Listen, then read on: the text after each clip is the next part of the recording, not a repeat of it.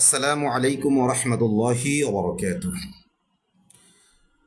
প্রিয় দেশবাসী, আমার লাইভটি মনোযোগ সহকারে শুনবেন এবং হৃদয় দিয়ে অনুধাবনের চেষ্টা করবেন। আমার আজকের লাইভটি বিশেষভাবে ইসলামপন্থীদের জন্য এবং ওই সকল বাংলাদেশ পন্থীদের জন্য যারা আমাকে ভালোবাসেন এবং বিশ্বাস করেন। বাংলাদেশ নিয়ে ষড়যন্ত্র চলছে এবং এই ষড়যন্ত্র নতুন নয়। আমাকে আপনারা শুনতে পাচ্ছেন কিনা একটু জানাবেন। আমি তাহলে কথা বলবো ইনশাল্লাহ। আর লাইভটি অবশ্যই শেয়ার করবেন। প্লিজ জানাবেন যে লাইভটি শোনা যাচ্ছে কিনা, কারণ অনেকক্ষণ ধরেই লাইভটি আমি চালু করার চেষ্টা করেছিলাম, কিন্তু লাইভটি চালু করতে পারিনি নেটওয়ার্ক প্রবলেমের কারণে। বারবার ডিসকানেক্ট হয়ে যাচ্ছিল।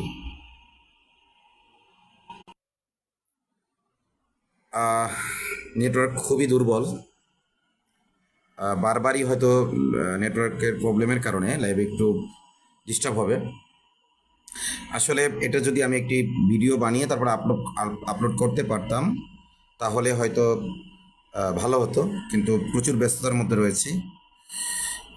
আপনারা জানেন যে আমরা ত্রাণ কার্যে চট্টগ্রামের বিভিন্ন এলাকায় এই কদিন ব্যস্ত ছিলাম। এখনও কিছু ব্যস্ততার মধ্য দিয়ে যাচ্ছে, যার কারণে যে একটি ভিডিও তৈরি করে এডিটিং করে আপলোড করব সেটুকু সময় নেই। কিন্তু আমি ভাবছি যে জনগণকে অবশ্যই এ ব্যাপারে সতর্ক করা দরকার, কারণ হায়াত মৌতের কথা তো বলা যায় না। আমার কাছে মনে হয় যে জ্ঞান এলেম এটা হলো আমানত। এটি কোরআন সুন্নাহর এলেম যেমন আমানত, ঠিক তেমনিভাবে যে কোনো উপকারী সত্য এটা আমাদের কাছে আমানত। এই আমানতের মানে নিজের বুকে নিয়ে দাফন হয়ে যেতে চাই না।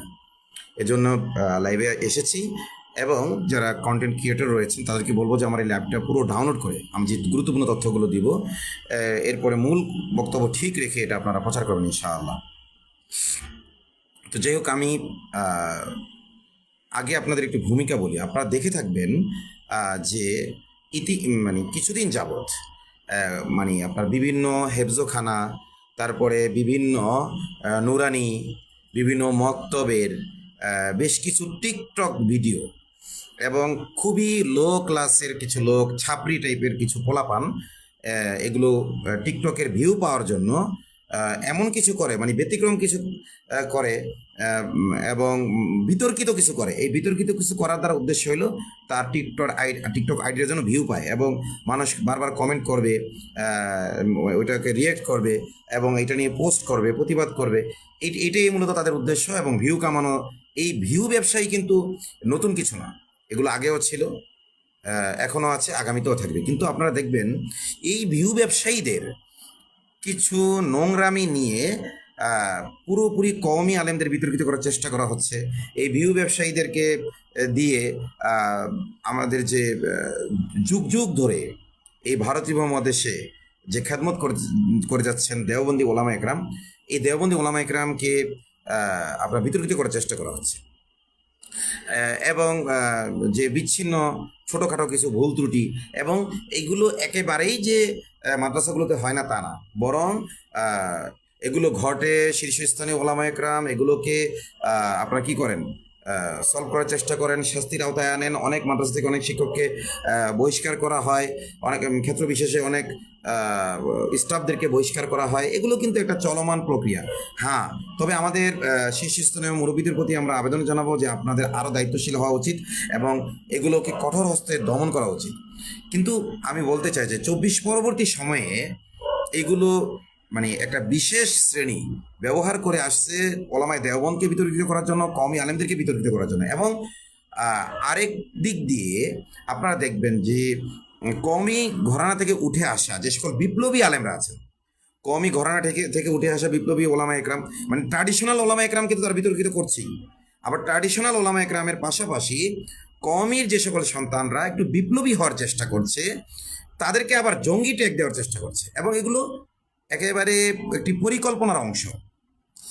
কাদের পরিকল্পনা, সেই পরিকল্পনা কীভাবে হচ্ছে, এটাই আমি আজকে ফাঁস করার চেষ্টা করব। হয়তো আমি এটা নিয়ে একাধিক ভিডিও দেব, লেখালেখি করব এবং আমার এই জীবনের আশঙ্কা রয়েছে তবুও আমি এগুলো শেয়ার করছি, কারণ আপনারা জানেন যে হাসিনার আমলে জীবনের আশঙ্কায় কিন্তু আমরা চুপ করে থাকি নাই। রয়ের যে কোনো ষড়যন্ত্রের ব্যাপারে আমরা সোচ্চার থেকেছি। তো বর্তমানেও বিভিন্নভাবে ষড়যন্ত্র করে চলছে। তবে এবং আইএসআই উভয়টা থেকে আমাদেরকে সতর্ক থাকতে হবে। বর্তমানে সরকার প্রধানের একটা স্লোগান আমার খুবই ভালো লাগে, সেটা হলো দিল্লি নয়, পিন্ডি নয়, নয় অন্য কোনো দেশ, সবার আগে বাংলাদেশ। এই কথাটার উপরে বর্তমান সরকারকে আল্লাহ তাআলা মানে অবিচল থাকার তৌফিক দান করুন, যে সবার আগে বাংলাদেশ, এই বাংলাদেশের স্বার্থ আমাদেরকে রক্ষা করতে হবে। এবং মুসলিম হিসেবে সবার আগে আমাদের ইসলামের স্বার্থ রক্ষা করতে হবে। আর কেউ যদি বাংলাদেশের স্বার্থ রক্ষা করতে চায়, সে অটোমেটিক ইসলামের স্বার্থ রক্ষা করতে বাধ্য। কেউ যদি ইসলামের স্বার্থ রক্ষা করতে চায়, সে অটোমেটিক বাংলাদেশের স্বার্থ রক্ষা করতে বাধ্য। মানে একটা আরেকটা পরিপূরক। তো যাই হোক, আমি মূল কথায় চলে আসি। আমার আমি যে কনসার্ন এবং যেই প্রেক্ষাপটটা আপনাদের সামনে উপস্থাপন করলাম, এটা একবার বলি, সেটা হলো যে আপনারা দেখবেন যে ওলামায়ে দেওবন্দকে বিতর্কিত করা হচ্ছে, এবং কওমি মাদ্রাসাকে বিতর্কিত করা হচ্ছে, এবং এবং এদেরকে কি করা হচ্ছে যে এরা হলো ধর্ম ব্যবসায়ী, এরা হলো ধর্মজীবী। এরপরে এক কথা ট্র্যাডিশনাল আলেমদেরকে বিতর্কিত করার জন্য এই সকল তকমা দেওয়ার পাশাপাশি নতুন কিছু টিকটকারদের কিছু নোংরামি এবং অলরেডি রাবতা সহ আরও কিছু অনুসন্ধানী গ্রুপ প্রমাণ করেছে যে এই সবগুলো ভিডিও যেগুলোকে নিয়ে তারা কওমি মাদ্রাসাকে প্রশ্নবিদ্ধ করার চেষ্টা করছে, এগুলো কওমি মাদ্রাসা না, বরং সবচেয়ে বেশি বিতর্কিত যে ছেলেটা, সে আমরা যতটুকু জানতে পেরেছি আলিয়া মাদ্রাসা থেকে পড়াশোনা করে সে কোনো নুরানি বা হেফজখানায় রয়েছে, এবং সেই ছেলেটার মানে বিতর্কিত ভিডিও বেশি। আমি বলছি না যে কওমির সবাই একেবারে ফেরেশতা, একেবারে ধোয়া তুলসী পাতা, আমি সেটাও বলছি না। আমরা কওমিদের মধ্যে কেউ যদি থাকে এরকম, আপনারা আমাদেরকে জানাবেন, আমরা তাদের বিরুদ্ধে যথাযথ ব্যবস্থা নেব। এবং আরেকটা কথা বলি, ব্যবস্থা নিতে গিয়ে কেউ মব করবেন না। মব যদি করেন, আবার এরাই আপনাদেরকে জঙ্গি এবং সন্ত্রাসী হিসেবে উপস্থাপন করবে। এই জন্য প্রচলিত আইনের বিরুদ্ধে, আইনের মধ্যে থেকে সামাজিকভাবে তাদেরকে যতটুকু শাস্তি দেওয়া সম্ভব এটুকু দিয়ে এরপরে তাদেরকে প্রয়োজনে মামলা দিতে হবে। এক্ষেত্রেও হয়তো এক ব্যক্তি বিশেষে ভিন্নতা হবে। কারো ক্ষেত্রে হয়তো সামাজিক শাস্তির আওতায় আনাই যথেষ্ট হবে, কারো ক্ষেত্রে সামাজিক শাস্তির আওতায় আনার পাশাপাশি তাকে হয়তো মামলা দেওয়া দরকার। এগুলো আপন জায়গায় আমরা করব। কিন্তু যারা এগুলো নিয়ে কথা বলছে, আমাদের কওমির সন্তানরাও কিন্তু এগুলো নিয়ে কথা বলছে। আমাদের শরীফ মোহাম্মদ সাহেব হাফিজাহুল্লাহ, তিনি এই ব্যাপারে দৃষ্টি আকর্ষণ করছেন, এবং আরও ওলামায়ে কেরাম দৃষ্টি আকর্ষণ করছেন। তাদের উদ্দেশ্য হলো সংশোধন। কিন্তু এই সংশোধনকামিতার বাইরে যারা প্রপাগান্ডা করছে এবং পুরো কওমি মাদ্রাসা এবং ওলামায়ে দেওবন্দকে বিতর্কিত করার চেষ্টা করছে, এরা কেন করছে? এবং কওমিদের মধ্যে যারা বিপ্লবী হওয়ার চেষ্টা করছে, যে সকল বিপ্লবী ওলামায়ে কেরাম আছেন এবং কওমিদের সমর্থক যে সকল জেনারেল শিক্ষিত ভাইয়েরা আছে, দায়ী আছেন, ওলামায়ে দেওবন্দের সাথে সম্পর্ক রাখেন এবং কওমিদের সাথে সম্পর্ক রাখেন, এইরকম দায়ী যারা রয়েছে, তাদেরকেও যে বিতর্কিত করার চেষ্টা করা হচ্ছে, তাদেরকে আবার জঙ্গিবাদের অপবাদ দেওয়ার চেষ্টা করা হচ্ছে, এটা কেন? এবং আপনারা দেখবেন যে বর্তমান সরকারকে বারবার উস্কানি দেওয়া হচ্ছে, তারা যেন এই যে মৌলবাদ এবং জঙ্গিবাদের বিরুদ্ধে কঠোরতা অবলম্বন করে। মানে তাদের এক ঢিলে দুই পাখি মারা তাদের উদ্দেশ্য। একটা হলো যে আমেরিকাকে এটা দেখানো, আমেরিকাকে তার আব্বু মানে, আমেরিকাকে যেহেতু আইএসআই এর আব্বু কারা, আমেরিকা, তো আমেরিকাকে দেখানো যে আসলে এতদিন বাংলাদেশে কাজ করেছে, ওইভাবে জঙ্গি দমন করতে পারে নাই, আমাদেরকে সুযোগ সুবিধা বেশি করে দেন, যে আমরা কি করব, এখানে জঙ্গি দমন করব। এবং আপনারা জানেন যে এর এজেন্ট ছিল বাংলাদেশে আওয়ামী লীগ, এর প্রধান এজেন্ট আওয়ামী লীগ ছিল, এবং এর একটা কিরণকে পরিণত হয়েছিল আওয়ামী লীগ। এবং আইএসআই এরও একটা এজেন্ট আছে বাংলাদেশে, মানে একটি দল আছে যারা নিজেদেরকে ইসলামের একমাত্র ধারক বাহক মনে করে, এরা বর্তমানে পুরোপুরি আইএসআইয়ের এজেন্টের ভূমিকা পালন করছে। আমি একটু পিছিয়ে যাই, আমি একটা ঘটনা আপনাদেরকে শেয়ার করি, যে আমি এই চক্রান্তটা কিভাবে ধরতে পারলাম বা কিভাবে এই চক্রান্তটা বুঝতে পারলাম, একটু শেয়ার করি। আমি যখন কারাগার থেকে বের হলাম, কারাগার থেকে বের হয়ে এসে আমি প্রথম যে জুমার খুতবাটা দিয়েছি আমাদের মহল্লার মসজিদে। আমাদের দুইটা মহল্লা আছে, একটা হলো সেগুনতলা মসজিদ, এটা হলো আমাদের মূল মহল্লা, এবং আমাদের আরেকটি মহল্লা আছে আমাদের সোনারং ক্লাব মসজিদ, এটাও আমাদের মহল্লা। তো আমি ওই ক্লাব মসজিদের ইমাম সাহেব আমাকে জুমার খুতবা দেওয়ার জন্য অনুরোধ করলেন। তো আমি ওখানে জুমার খুতবা দিলাম, এবং সেখানে আমি এই বিষয়ে দৃষ্টি আকর্ষণ করার চেষ্টা করেছি যে দেখেন, আমরা বৈষম্যর বিরুদ্ধে লড়াই করেছিলাম 1947 সালে, যে হিন্দু মুসলিমের মধ্যে যে বৈষম্য, এই বৈষম্যের বিরোধিতার ফলশ্রুতিতে আমরা একটি পাকিস্তান নামক একটি স্বাধীন দেশ পাই। কিন্তু তৎকালীন পাকিস্তান শাসক গোষ্ঠী পূর্ব পাকিস্তান এবং পশ্চিম পাকিস্তানের মধ্যে যে বৈষম্য তৈরি করেছিল, এই যে বৈষম্যের কারণে বাঙালি জাতির মধ্যে ক্ষোভ তৈরি হয় এবং ইন্ডিয়াও এখানে কিছু ইন্ধন দিয়েছিল। বা ইন্ডিয়ার এখানে স্বার্থ ছিল।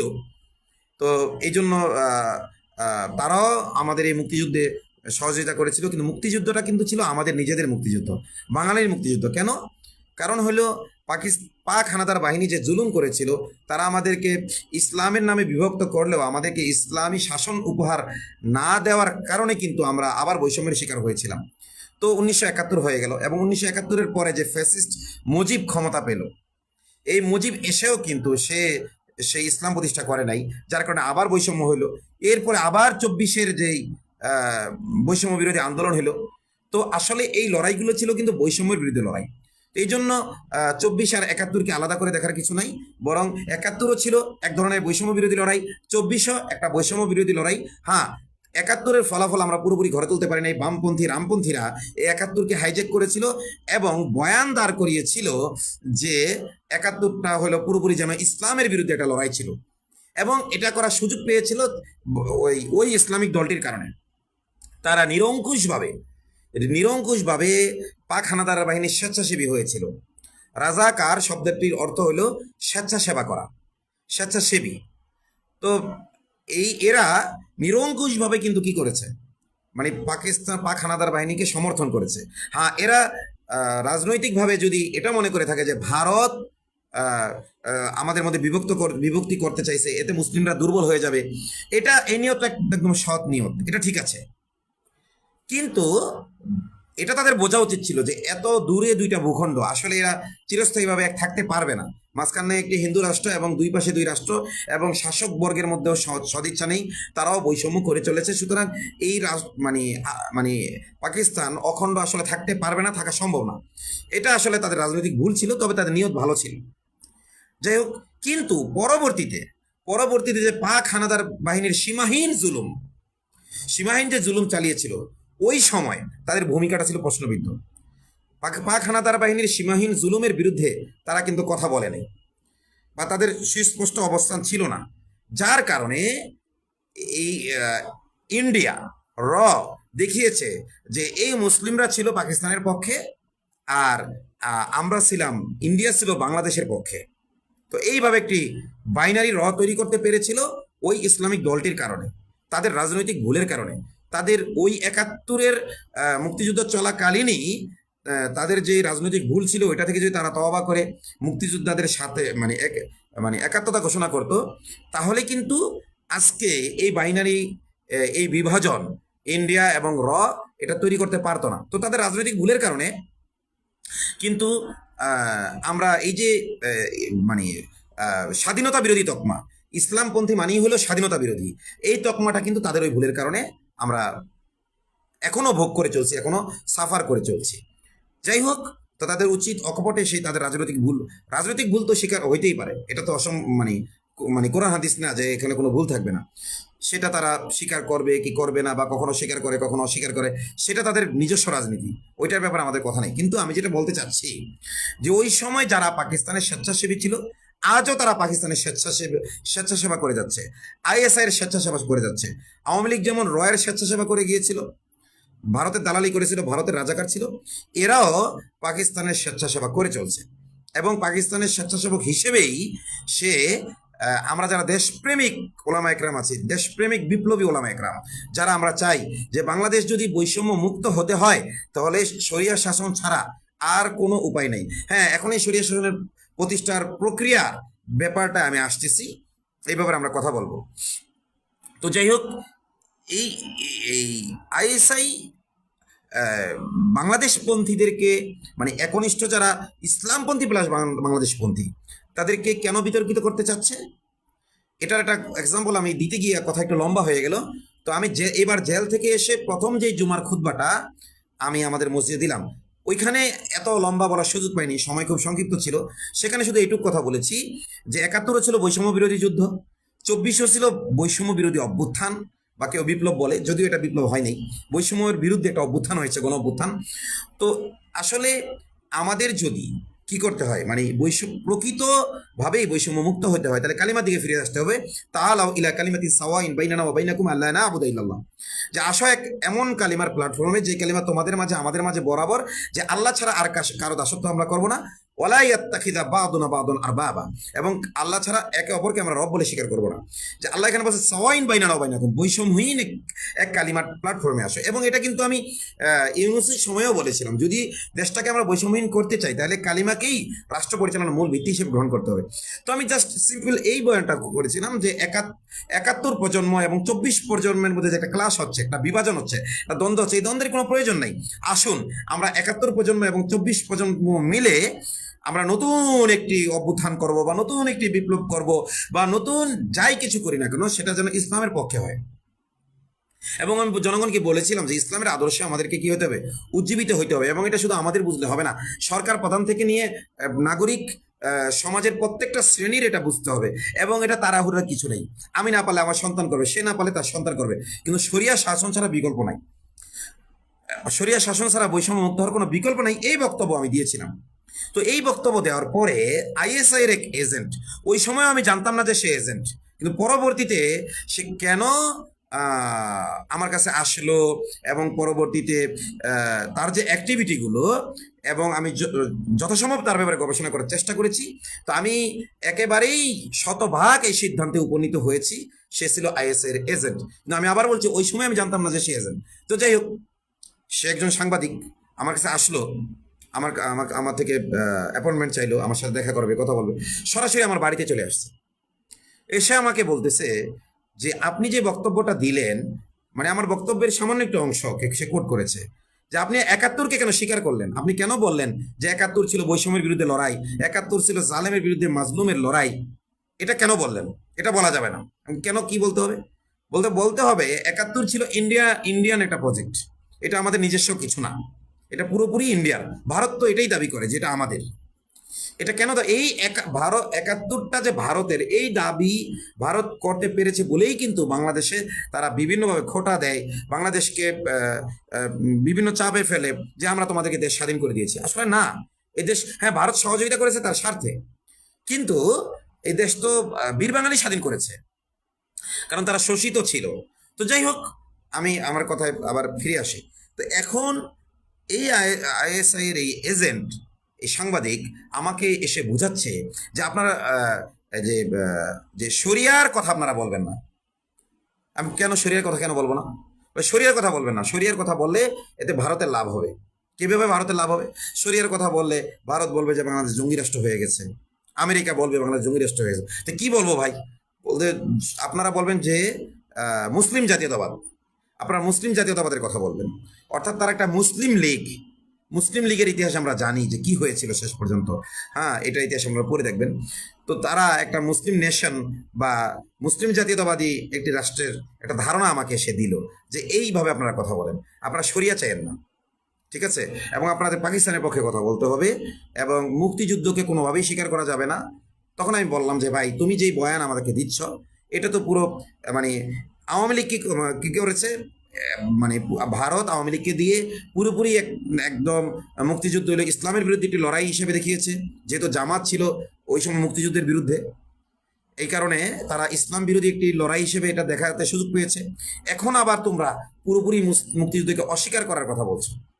মুক্তিযুদ্ধ এটা একটা বাস্তবতা, এটা কিন্তু অস্বীকার করার কিছু নেই। হ্যাঁ, ভারতের বয়ানকে আমরা ভেঙে দেবো যে মুক্তিযুদ্ধ এই জন্য ছিল না, এখনো অনেক মুক্তিযুদ্ধ বেঁচে আছেন। কমান্ডার আব্দুল আজিজ, তিনি যশোরের 2টা এলাকার ফিল্ড কমান্ডার ছিলেন। তিনি আওয়ামী লীগ আমলে আমাকে যখন গ্রেফতার করে, আমি 17 বারের মতো গ্রেফতার হয়েছে, এর মধ্যে একবার আমার নামে জঙ্গি মামলা দিয়েছে, আর বাকি সববার জনপ্রতিরোধের মুখে আমাকে ছেড়ে দিয়ে বাধ্য হয়েছে। তো আমি একবার গ্রেফতার হয়েছিলাম, কমান্ডার আব্দুল আজিজ সাহেব, এখনো তিনি বেঁচে আছেন, খুব বৃদ্ধ হয়ে গেছেন।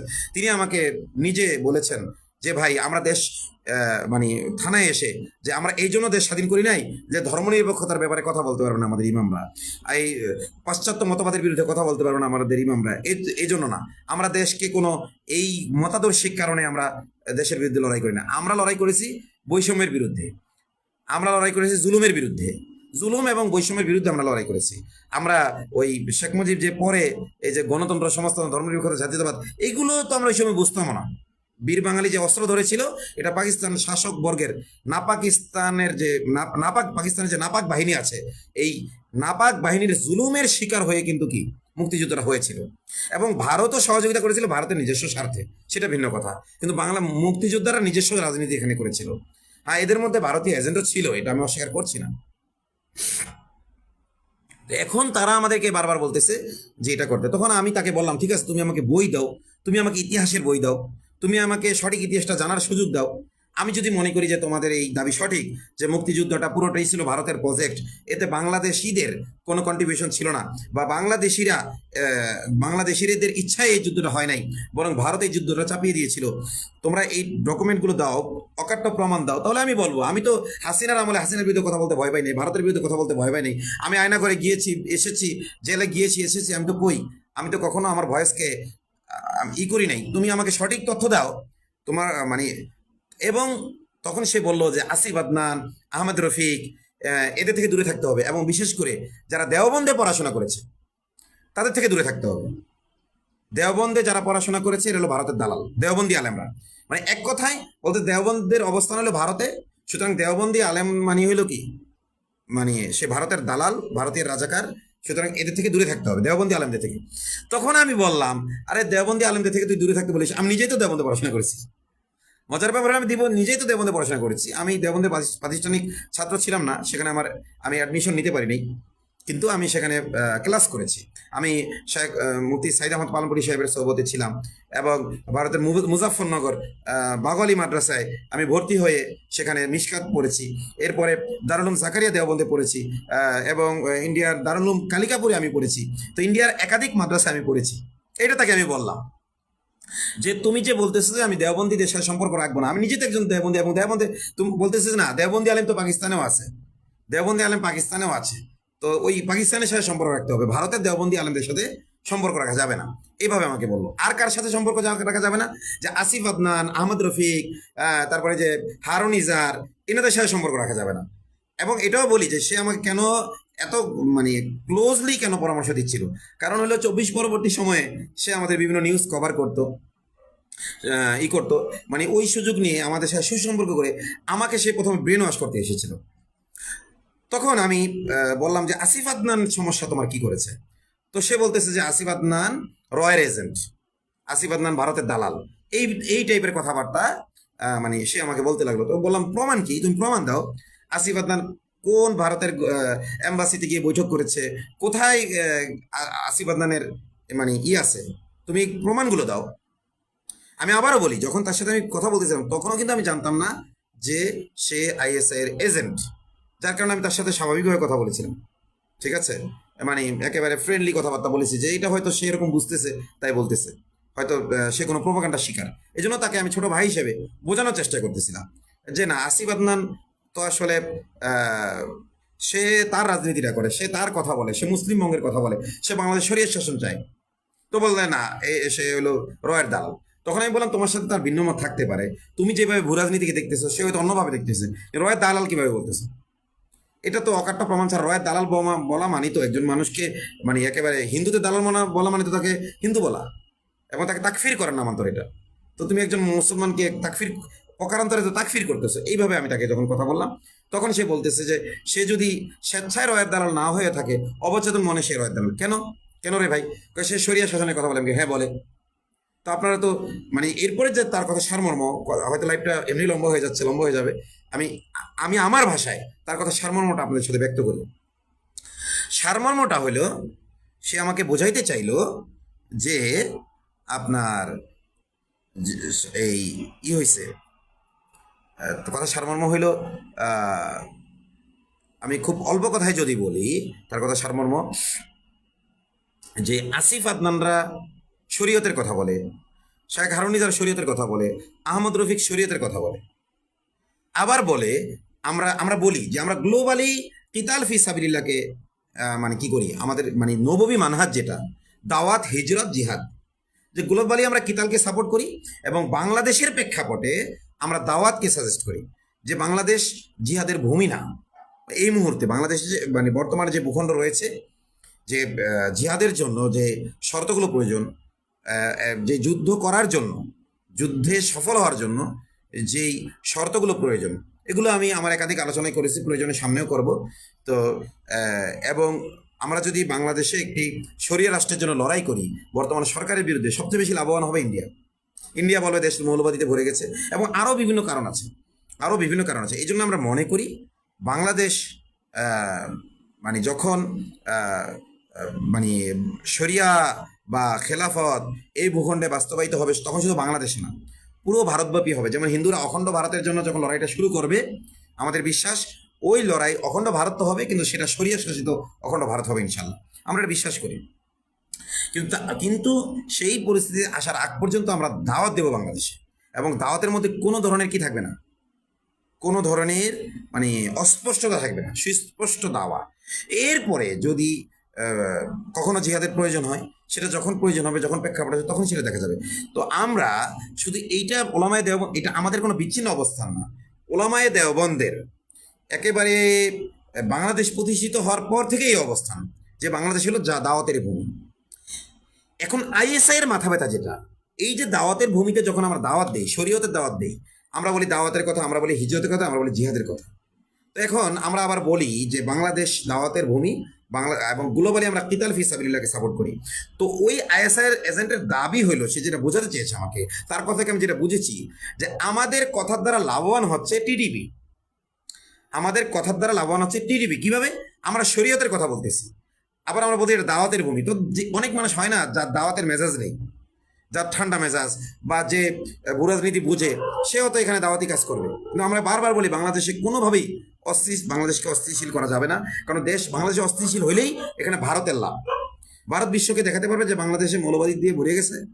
এমনকি 24-এর যে আন্দোলন, এই আন্দোলনে সবচেয়ে বেশি রক্ত গেছে আমাদের, জীবন গেছে আমাদের। তারপরে আমরা 24-এর আন্দোলনের সামনে আসি নাই কেন? কারণ আমরা সামনে আসলেই ভারত বিশ্বের কাছে এটাকে একটা মৌলবাদী আন্দোলন হিসেবে প্রেজেন্ট করতো। এমনকি ডক্টর ইউনুসকেও কি মৌলবাদী হিসেবেই কি করে প্রেজেন্ট করে, যার ইউনুসের মধ্যে একটা সুদখোর আমেরিকার পা চাটা কুকুর, যেটা আমি ইউনুসের আমলেও বলেছি। সম্ভবত এই কারণে ইউনুস আমাকে ডিটেনশনে নিয়ে থাকতে পারে, আল্লাহ ভালো জানে। তো এরকম আমেরিকার একটা দালাল, আমেরিকার একটা কুকুরকেও ভারত মৌলবাদী এবং জঙ্গিদের মানে ফাদার অফ জঙ্গি বানিয়ে দিয়েছিল। যেমন বেগম খালেদা জিয়াকে মানে মাদার অফ জঙ্গি বানিয়ে দিয়েছিল এই ভারত। কেন? ভারতের নিরঙ্কুশ আনুগত্য না করার কারণে। কারণ জাতীয়তাবাদী দল চেয়েছিল ভারত, পাকিস্তান, চীন, আমেরিকা সবার সাথে একটা মানে সমতার সম্পর্ক থাকবে। আমরা বাংলাদেশের স্বার্থটা দেখব, যেটা বর্তমান যে তারেক রহমান, যিনি জিয়াউর রহমান এবং খালেদা জিয়ার যেই সেই মূল যে এটা, যে আমরা কোনো দেশের দাসত্ব করব না, বরং সবার সাথে সুসম্পর্ক রাখবো। যদি আমাদের সাথে কেউ মানে সম্পর্কের অবনতি ঘটায়, ওইটার দায় তার, আমাদের না। এই টাইপের কথাবার্তা আপনার জিয়াউর রহমান, খালেদা জিয়ার অনেক পাবেন। তো তারেক রহমান কিন্তু এখন সেই রাজনীতিটাই করতে চাচ্ছে, যে দিল্লি নয়, পিন্ডি নয়, অন্য কোনো দেশ, সবার আগে বাংলাদেশ।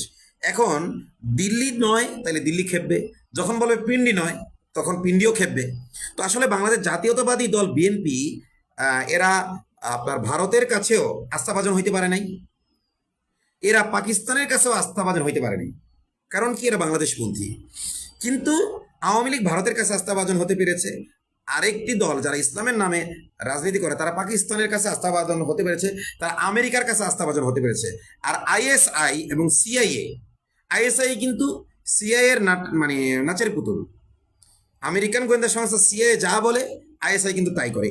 এখানে আমেরিকা সিআইএ এর দুইটা ফেস আছে। একটা ফেস তারা ভারত হয়ে চালায়, মোসাদের সাথে সম্পর্ক রেখে, আর একটা ফেস চলে হইল পাকিস্তানের সাথে সম্পর্ক রেখে। তো এখন এই মুহূর্তে বাংলাদেশে সিআইএ খুব মজবুত। তো যাই হোক, সিআইএর ওই সিআইএ না, আইএসআই। তো আইএসআই এর এজেন্ট আমাকে যখন এই জিনিসটা বুঝে যে আপনারা যে শরীয়তের কথা বলেন, তাহলে এখানে ভারতের লাভ। কিভাবে ভারতের লাভ? যে ভারতের সাথে যেহেতু আমাদের দ্বন্দ্ব আছে, এই জন্য আমাদের পাকিস্তানকে শক্তিশালী করতে হবে। আর টিটিভির সাথে আবার পাকিস্তানের দ্বন্দ্ব, তো শত্রু বন্ধু। তো টিটিভির সাথে পাকিস্তানের দ্বন্দ্ব হওয়ার কারণে বেশ কিছু স্বার্থ, ভারতের স্বার্থ আর টিটিভির স্বার্থ মিলে যায়। এটাকে আমরা তুলনা করতে পারি যে আফগানিস্তান যখন রাশিয়ার সাথে লড়াই করেছিল তখন তারা আমেরিকার সাহায্য নিয়েছিল। তো আমেরিকার সাহায্য নিয়ে যখন তারা রাশিয়াকে তাড়ালো, তখন আমেরিকা কিন্তু আফগানিস্তানে গৃহযুদ্ধের পরিস্থিতি সৃষ্টি করলো এবং একটা পুতুল সরকার বসালো, কথিত গণতান্ত্রিক সরকার, যেটা দিয়ে সে আমেরিকান জনগণের উপর শোষণ চালাতে লাগলো।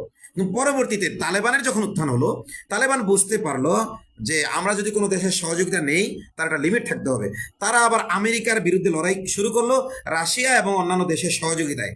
কিন্তু সহযোগিতা নিয়েছে, কিন্তু রাশিয়ার দাস কিন্তু তারা হয়ে যায়নি। তো ঠিক তেমনিভাবে এখন পাক হানাদার বাহিনী যেভাবে বাংলাদেশের উপর জুলুম করত, নির্যাতন করত, ঠিক তেমনিভাবে বেলুচিস্তান, পাকিস্তানের সীমান্তবর্তী কিছু এলাকা ঐতিহাসিকভাবে তারা স্বাধীন ছিল, তারা পাকিস্তানের কোনো অংশ ছিল না। এখন ওই সীমান্তবর্তী এলাকায় পাকিস্তান আমাদের উপর যেভাবে জুলুম করত এত দূর থেকে এসে, ঠিক তেমনিভাবে পাকিস্তান সেখানে জুলুম করে। এবং ওই সীমান্তবর্তী এলাকার যে জনগণ তারা কিন্তু একেবারে স্বাধীন ছিল। তৎকালীন মুফতি শফি রহেমাহুল্লাহ কে পাকিস্তান, আমাদের আকাবির, তাকে পাকিস্তান শাসকবর্গ ব্যবহার করেছে। তিনি গিয়ে বেলুচ ওলামা একরামকে বুঝিয়েছেন যে পাকিস্তান যেহেতু ইসলামের নামে স্বাধীন হয়েছে, এখানে ধীরে ধীরে শরিয়া শাসন প্রতিষ্ঠিত হবে, আমরা যদি একত্রিত হয়ে যাই আমরা শক্তিশালী হব। এই কারণে শরিয়া শাসনের আশ্বাস পেয়ে তারা পাকিস্তানের অন্তর্ভুক্ত হয়েছিল। তো তাদের কিন্তু গোত্রভিত্তিক শাসন ব্যবস্থা ছিল এবং সেইখানে অনেকটাই শরিয়া প্রতিষ্ঠা ছিল। কিন্তু যখনই পাকিস্তানের আন্ডারে তারা যুক্ত হয়েছে, আমেরিকা যেহেতু কোনোভাবেই শরিয়া শাসন চায় না এবং কোথাও শরিয়া শাসনের একটা মডেল হোক এটা চায় না, এই জন্য বেলুচ জনগণের উপর আমেরিকা সমর্থিত যে সেনাবাহিনী আছে পাকিস্তানের, আপনারা জানেন পাকিস্তানে কখনোই গণতান্ত্রিক শাসন ব্যবস্থা ছিল না, সব সময় মানে আমেরিকাপন্থী সেনাবাহিনী ছিল। এবং যেই আমেরিকার বিরুদ্ধে কথা বলেছে সেনাবাহিনী তাকেই সরিয়ে দিয়েছে। যেমন দেখেন ইমরান খানকে সরিয়ে দিয়েছে কেন? ইমরান খান জাতিসংঘে গিয়ে একটা মুসলিমদের পক্ষে ভয়েস দিয়েছে যে র্যান্ড কর্পোরেশন যে মুসলিমদের মধ্যে যে বিভাজন করে, যে মডারেট মুসলিম, তারপরে ফান্ডামেন্টাল মুসলিম, এরপরে ট্র্যাডিশনাল মুসলিম, এরপরে হলো আবার কি মুসলিম, আপনার সেকুলার মুসলিম, মডারেট মুসলিম, ট্র্যাডিশনাল মুসলিম, ফান্ডামেন্টাল মুসলিম, এই 4 শ্রেণীর মুসলিমদের মধ্যে বিভাজন তৈরি করে রাখতে হবে। এটার বিরুদ্ধে ইমরান খান কিন্তু বক্তব্য দিয়েছিল আমেরিকায় গিয়ে। এই কারণে কিন্তু পরবর্তীতে এবং ইমরান খানকে তারা ক্ষমতায় আর থাকতে দেয়নি। কারণ কি, ইমরান খান তালেবানদের প্রতি সিম্পেথি দেখাতো, তালেবানদের প্রতি সে দরদি ছিল এবং শরিয়া শাসনের প্রতি তার একটা সফট কর্নার ছিল। হ্যাঁ, তাকে নিয়ে অনেক বিতর্ক আছে, তার ব্যক্তি জীবন নিয়ে, তার ব্যক্তিগত লাইফস্টাইল নিয়ে অনেক কিছু আছে। কিন্তু আমেরিকার বিরুদ্ধে যখনই ভয়েস দিয়েছে তখন কিন্তু ইমরান খান আর টিকতে পারেনি। তো যাই হোক, আমি আবার আমার কথায় আসি যে এই টিটিপির যেই এলাকা, যেমন হামাস যেমন ফিলিস্তিনের জন্য স্বাধীনতা ইসরায়েলের হাত থেকে মুক্ত হওয়ার জন্য লড়াই করছে, ঠিক তেমনি ফিলিস্তিনের পক্ষে লড়াই করছে, ঠিক তেমনিভাবে টিটিপি লড়াই করছে বেলুচিস্তানের জনগণকে স্বাধীন করার জন্য। এখন বেলুচিস্তানের জনগণ স্বাধীন হওয়ার জন্য কেউ টিটিপিকে সমর্থন দিচ্ছে, আবার তাদের মধ্যে অনেকগুলো সেকুলার গোষ্ঠীও আছে যারা টিটিপির স্বাধীনতা চায়, তারা বেলুচিস্তান সহ আফগানিস্তান পাকিস্তান সীমান্তের কিছু এলাকাকে তারা স্বাধীন করতে চায়। এটা তাদের রাজনীতি তারা করবে, ওটা নিয়ে আমার কথা নেই। এখন ভারতের রাজনীতি হইল, যেহেতু ভারতের সাথে পাকিস্তানের লাগালাগি আছে, এই জন্য ভারতও চায় টিটিপি শক্তিশালী হোক। এটা এখন টিটিপিও তেহরিকে তালিবান পাকিস্তান, যেমন তালেবানরা একসময় আমেরিকার সহযোগিতা, কখনো রাশিয়ার সহযোগিতা নিয়ে আমেরিকাকে ধোলাই করছে, কখনো আমেরিকার সহযোগিতা নিয়ে রাশিয়াকে ধোলাই করছে। অর্থাৎ যেই তাদের উপর আগ্রাসী হয়েছে, তালেবান নিজেদের রাজনীতিটাই করেছে, যখন যার থেকে সহযোগিতা নেওয়ার প্রয়োজন মনে করেছে। সিরাতে কোরআনের ভুরি উদাহরণ রয়েছে। এখন টিটিপিও তাদের রাজনীতিটা করতেছে। তারা যেহেতু পাকিস্তান থেকে তারা স্বাধীন হতে যাচ্ছে, এখন ভারতের থেকে কি তারা হয়তো সহযোগিতা নিয়ে থাকতে পারে, এটা প্রমাণ আমার কাছে নাই, কিন্তু এটা আমার কাছে অসম্ভব কিছু মনে হয় না। এখন আমরা বাংলাদেশি মুসলিম, তো আমাদেরকে তো আমাদের রাজনীতিটা করতে হবে। তো আমরা আমাদের ভূখণ্ডে, আমরা আমাদের বাংলাদেশে আমরা বাংলাদেশপন্থী, আমরা ইসলামপন্থী। তো একই সাথে আমরা বাংলাদেশপন্থী এবং ইসলামপন্থী। কারণ হলো কি, আমি আগেই বলেছি যে বাংলাদেশের এই ভূ রাজনীতিতে কেউ যদি ইসলামপন্থী হইতে হয় তাকে বাংলাদেশপন্থী হইতে হবে, কেউ যদি প্রকৃত বাংলাদেশপন্থী কেউ হইতে চায় তাকে ইসলামপন্থী হইতে হবে। দুইটাকে আলাদা করার সুযোগই নেই। দুইটা একেবারে ওতপ্রোতভাবে দুইটা স্বার্থ জড়িত, আলাদা হওয়ার সুযোগ নেই। তো এখন আমরা শরিয়ার কথা কেন বলি? আমরা বাংলাদেশের কল্যাণের জন্য বলি। কারণ বাংলাদেশের মধ্যে এই যে দলে দলে বিভাজন, এই যে এটা গণতন্ত্রের কারণে হয়েছে, এই যে আওয়ামী লীগ, বিএনপি, জামাত, তারপরে আবার এই যে কমপন্থী কতগুলো দল, আবার বামপন্থী কত, এগুলো কেন হইতে পারছে? শরিয়া শাসন নাই বলি। যদি শরিয়া শাসন থাকতো তাহলে তো এত বিভাজন থাকতো না, বৈষম্য থাকতো না। তো তো এখন এই কারণে আমরা শরিয়ার কথা বলি। এবং বাংলাদেশকে যদি ভারতীয় আগ্রাসন থেকে রক্ষা করতে হয়, পাকিস্তান আমাদেরকে রক্ষা করে দেবেন। হ্যাঁ, পাকিস্তান যদি আমাদেরকে সহযোগিতা করে, সেলুট তাদেরকে। ভারত যদি আগ্রাসন চালায়, আগ্রাসনের বিরুদ্ধে পাকিস্তান যদি আমাদেরকে সহযোগিতা করে, আমরা তাদেরকে সহযোগিতা নেব। ভারত যদি পাকিস্তানে আগ্রাসন চালায় এবং আমাদের সহযোগিতা চায়, সাবধানে যদি আমরা ভারতের বিরুদ্ধে আমরা সহযোগিতা করব, ঠিক আছে, এটা আপন জায়গায় ঠিক। যেহেতু বাংলাদেশ এবং পাকিস্তান উভয়ের শত্রু ভারত, উভয়ের শত্রু যেহেতু বাংলাদেশ পাকিস্তান উভয়ের শত্রু যেহেতু ভারত, তাহলে একে অপরের সহযোগিতা আমরা করতেই পারি। কিন্তু তাই বলে মানে আমাদেরকে বলা হবে আমরা শরিয়া শাসন চাইবো না, আমাদেরকে বলা হবে যে আমরা ৭১-কে পুরোপুরি অস্বীকার করব, এটা তো আমরা করতে পারি না। আমাদের জ্ঞান, আমাদের বিবেক, আমাদের ঈমান আমাদেরকে করতে বলে না। হ্যাঁ, আমরা তাদেরকে বারবার বলেছি, ঠিক আছে, তোমরা আমাদেরকে কিতাব দিয়ে সহযোগিতা করো। আমি পড়াশোনা করতে চাই, আমি স্টাডি করতে চাই, আমি ১৯৭১-এর আগের ইতিহাস, ৭১-এর ইতিহাস, পরের ইতিহাস আমি পড়তে চাই। বিশুদ্ধ ইতিহাস আমাদেরকে দাও, যেগুলো পড়ে তোমরা কনভিন্স হয়েছ, আমাদেরকে ইতিহাস দিয়ে কনভিন্স করো, আমরা তোমাদের মতো কথা বলবো। আমি স্পষ্ট বলেছি। কিন্তু মজার ব্যাপার হইল, এখন ওই যে আমি বলেছি আমি ৩.৫ বছর ইন্ডিয়াতে ছিলাম, এখন তারা প্রপাগান্ডা করতেছে যে বিক্রমপুরী ৩.৫ বছর ইন্ডিয়াতে ছিল। এই তথ্য কিন্তু এই যে আইএসআই এর যে এজেন্টরা এই তথ্য আমার থেকে নিয়েছে। আমাকে যখন তারা বলেছে ওলামায়ে দেওবন্দের সাথে সম্পর্ক রাখা যাবে না, তখন আমি নিজে থেকে বলেছি ওলামায়ে দেওবন্দের কেন সম্পর্ক রাখা যাবে না? আমি তো ইন্ডিয়াতে ৩.৫ বছর ছিলাম, আমি তো দেওবন্দে পড়াশোনা করেছি। তো এখন আমার থেকে তথ্য নিয়ে তারা আমার বিরুদ্ধে প্রপাগান্ডা চালাচ্ছে। আপনারা দেখবেন অনেকগুলো পোস্ট, এবং এগুলো মানে বট বাহিনী ইউজ করে একাধিক পোস্ট তারা করেছে, যে পোস্টগুলোর হইলো যে আমি রর এজেন্ট। কেন? আমি ৩.৫ বছর ইন্ডিয়াতে ছিলাম, সুতরাং আমাকে যেন গ্রেফতার করা হয়। তো দেখেন, এই যে তাদের ফাঁদে পা দেয়নি। এবং আমি আরেকটু শেয়ার করি। তো যখন আমি তাদেরকে বললাম, তারা আমাকে বুঝাইলো যে আসিফ আদনানের সাথে সম্পর্ক রাখা যাবে না, এরা হলো এজেন্ট এসে। তখন আমি বললাম যে ভাই না। তখন বলতেছে আসিফ আদনানের বিরুদ্ধে তাদের সাথে সম্পর্ক রাখলে কিন্তু আপনার বিরুদ্ধে আমরা লাগবো। আমি বললাম কে রে ভাই, তোরে বলতেছি কিতাব দে, তুই আমার কিতাব দিয়া তারপরে কি করো, কনভিন্স কর, তুই আমার বই দে, আমি ইতিহাস পড়ি।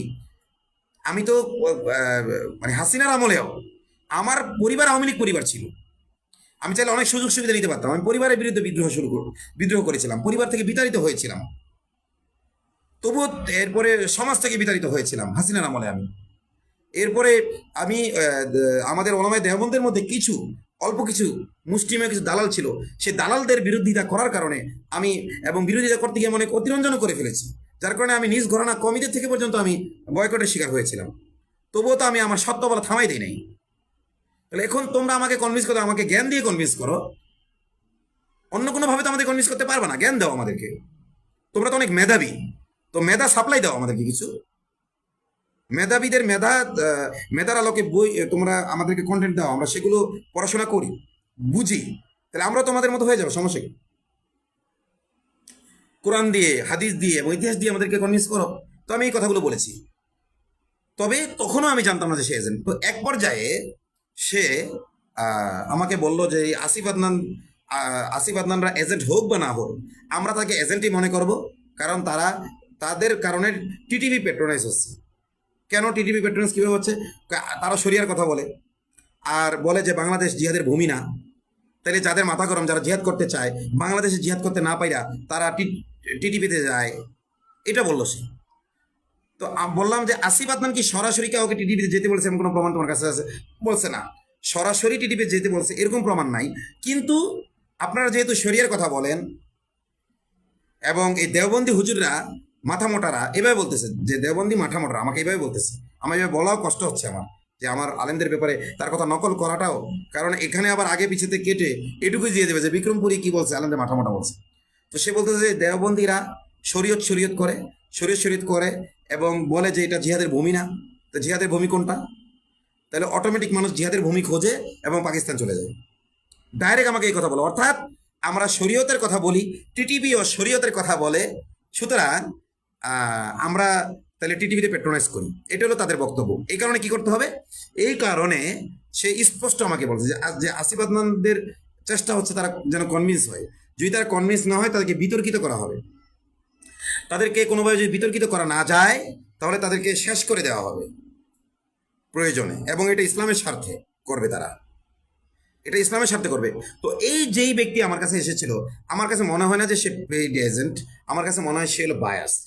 ঠিক আছে, যে মানে যে হয় না কিছু মাথা মোটা। তো পরবর্তীতে এই ছেলেটার পিছনে আমি চিন্তা করলাম যে তখন তার অনেক অ্যাক্টিভিটি আমি কি করেছি, রিসার্চ করেছি। রিসার্চ করে আমি আমি এই সিদ্ধান্ত উপনীত হয়েছি সে এজেন্ট। কিন্তু হয় না যে আপনি একজনকে ব্যভিচার করতে দেখেছেন, আপনি কিন্তু তাকে ব্যভিচারী মনে করবেন, কিন্তু সুনির্দিষ্টভাবে প্রকাশ্যে তাকে ব্যভিচারী দাবি করতে হইলে আপনার 4জন সাক্ষী লাগবে। আপনি অস্পষ্টভাবে বলেন যে একজনকে আমি ব্যভিচার করতে দেখেছি, তো এটা সমস্যা নাই। কিন্তু যদি বলেন অমুক ব্যভিচারী, তাহলে কিন্তু একেবারে 4জন সাক্ষী লাগবে। তো এই জন্য আমার নিজের বোঝার জন্য আমার আমার কাছে স্পষ্ট হয়ে গেছে যে এই যে দেখেন, এবং এই ছেলেটা যা বলেছে আমাকে, যে আমাকে তো সে একাধিকবার ফোনেও তার সাথে কথা হইতো এরপরেও, তো আমি তাকে বোঝার চেষ্টা করতাম। এই যে কদরুদ্দিন শিশির বলেন, আরও যে বিভিন্ন বটেরা রয়েছে, এরা কিন্তু পুরোপুরি এদের অ্যাক্টিভিটিগুলো মানে আইএসআই এর যেই লক্ষ্য এবং উদ্দেশ্য, যে আইএসআই লক্ষ্য উদ্দেশ্য কি, যে মুসলিম জাতীয়তাবাদের কথা যারা বলবে না, যারা মুসলিম লীগের কথা বলবে না, যারা শরিয়া শাসনের কথা বলবে, এদের সবাইকে টার্গেট করা হবে। তো দেখেন, শরিয়া শাসনের কথা বিপ্লবীরাও বলে, শরিয়া শাসনের কথা ট্র্যাডিশনাল আলেমরাও বলে। এমনকি আমাদের শেখ আহমদুল্লাহ সাহেব, আসুন্না ফাউন্ডেশনের প্রতিষ্ঠাতা এবং পরিচালক, তিনি কিন্তু একটা বক্তব্য দিয়েছেন যে কেউ যদি বলে আমি শরিয়া শাসন চাই না, তাহলে সে মুসলিম হতে পারে না। মুসলিম হতে হলে শরিয়া শাসন চাইতে হবে। এমনকি বিএনপির এক নেতা যখন 24 পরবর্তী সময় বলেছিল আমরা আমরা শরিয়া শাসনে বিশ্বাসী না, শরিয়া শাসন চাই না, তখন কিন্তু আমি তাকে কাফের ঘোষণা দিয়েছিলাম। আমরা তো আমরা তো বিএনপিরও দালাল না, আমরা তো কারো দালালি করতে চাই না। এখন এই যে এই বাংলাদেশ পন্থা বললেই মানে পাকিস্তানের পক্ষে কথা না বলে বাংলাদেশের পক্ষে বললে কেউ বিএনপির দালাল বানাবে, আইএসআই আমাদের রয়্যাল এজেন্ট বলবে। ঠিক আছে, তো এখন আইএসআই এর টার্গেট হলো যারা শরিয়া শাসনের কথা বলবে, যারা বাংলাদেশ পন্থার কথা বলবে, যারা বলবে দিল্লি নয়, পিন্ডি নয়, নয় অন্য কোনো দেশ, সবার আগে বাংলাদেশ, তাদের মধ্যে তারা বিভাজন তৈরি করবে। বিভাজন তৈরি করবে তাদের নিজেদের স্বার্থে, আমেরিকান স্বার্থে। কারণ বিভাজন তৈরি যদি করতে না পারে তাহলে আমাদেরকে তারা শাসন করতে পারবে না। এই জন্য আমি বলবো, আমাদের যারা তাওহীদপন্থী আছে তাদের বলবো যে পূর্বের যে কোনো রেজিমের চাইতে এই রেজিমটা ইসলামের জন্য কম ক্ষতিকর। আমি বলতেছি না এই রেজিম ইসলামের বন্ধু, আমি অন্তত এটা বলবো না। অনেকে বলে, আমি এটা বলবো না। আমি আমার আমার নিজের জ্ঞানে আমি যেটা বুঝি যে এই রেজিমটা ইসলামের জন্য কম ক্ষতিকর। কারণ যেহেতু তারা গণতান্ত্রিক সরকার, তারা গণতান্ত্রিক মূল্যবোধ নিয়ে, তারা তো আর ইসলামী সরকার না, তারা ইসলাম প্রতিষ্ঠা করবে না। এবং তারা সুযোগ পাইলে যদি আমরা সোচ্চার না থাকি, আমরা হেফাজত ইসলাম প্রেশার গ্রুপ আছে এবং আরও বিভিন্ন প্রেশার গ্রুপ হিসেবে বিভিন্ন কমিউনিটি আছে, আমরা যদি প্রেশার তৈরি করে না রাখি সরকারের উপরে, তাহলে অবশ্যই তারা কি করবে, ওই যে বিভিন্ন এজেন্সি,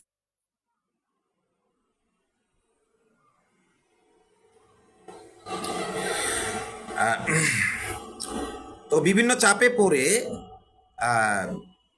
এই সরকারও কিন্তু ইসলাম বিরোধী কিছু করার চেষ্টা করতে পারে। এটাকে মানে একেবারে 100% বিশ্বাস করার কোনো সুযোগ নেই, কোনো সুযোগ নেই। আমাদের কিছু ইসলামপন্থী দল যারা বিএনপির সাথে এবার ভোট করেছে করেছে, তারা নিরঙ্কুশ সমর্থন দিচ্ছে, আমরা এটা দিতে চাচ্ছি না। আমি বলতে চাচ্ছি এই রেজিমটা ইসলামের জন্য কম ক্ষতিকর।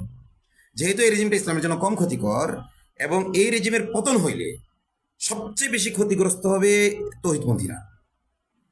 এই রেজিমের পতন হয়ে তথাকথিত ইসলামী দল যদি আসে, তারা কি করবে? তারা আমাদেরকে জঙ্গি বানাবে। দেখেন 24 পরবর্তী সময়ে জঙ্গির নেগেটিভ তারা নিয়ে আসছে। এই এই যে কওমি আলেমরা এবং কওমি আলেমদের সমর্থনে যে সকল বিপ্লবী তাওহিদপন্থী জেনারেল শিক্ষিতরা বিভিন্ন সেমিনার করছিল, তো যখন বিভিন্ন সেমিনার তারা করছিল, ওই সময় কিন্তু এই তথাকথিত ইসলামপন্থীরা জঙ্গিরা প্রকাশ্যে চলে আসতেছে। মানে যে সকল কওমি ওলামা একরাম এবং বিপ্লবী জেনারেল শিক্ষিত, মানে বিপ্লবী আলেম ওলামা এবং বিপ্লবী জেনারেল, তো বিপ্লবী যে জেনারেল শিক্ষিতরা আছে, বিপ্লবী ওলামা একরাম আছেন, যারা ইসলামিক বিপ্লব চান, যারা শরিয়া শাসন যারা চান, তারা যখন সেমিনার করা শুরু করলো, তখন এরা কিন্তু এদের বটকে দিয়ে, এদের বিভিন্ন নিউজ এজেন্সিকে দিয়ে এবং আইএসআই পন্থী বিভিন্ন যে গণমাধ্যমগুলো রয়েছে যারা পাকিস্তানপন্থী, এরা কিন্তু আপনার এই ওলামা একরাম এবং বিপ্লবী তৌহিদি জনতাকে নিয়ে সব সময় নেগেটিভ নিউজ করেছে। তারা আমাদেরকে মব বলে। আমি আতাউর রহমান বিক্রমপুরী আজ পর্যন্ত কাউকে হাত দিয়ে আমি আতাউর রহমান বিক্রমপুরী আজ পর্যন্ত কাউকে হাত দিয়ে চর মেরেছি? মারি নাই। আমি কারো ক্ষতি করেছি? করি নাই। আমি একটা কাজ, বেআইনি কোনো কাজ করেছি? করি নাই। আইনের মধ্যে থেকে যে আমার বাক স্বাধীনতা যে রয়েছে এবং প্রচলিত সংবিধান আমাকে যতটুকু স্বাধীনতা, তো প্রচলিত সংবিধান আমাদেরকে যতটুকু স্বাধীনতা দিয়েছে, কারণ দেশে তারা ইসলাম প্রতিষ্ঠিত হয়ে যায় নাই, প্রচলিত সংবিধানে যেই যা লেখা আছে এর বাইরে আমি কোন কাজটা করেছি? আমাদেরকে বারবার মব বলেছে, এরা বলেছে।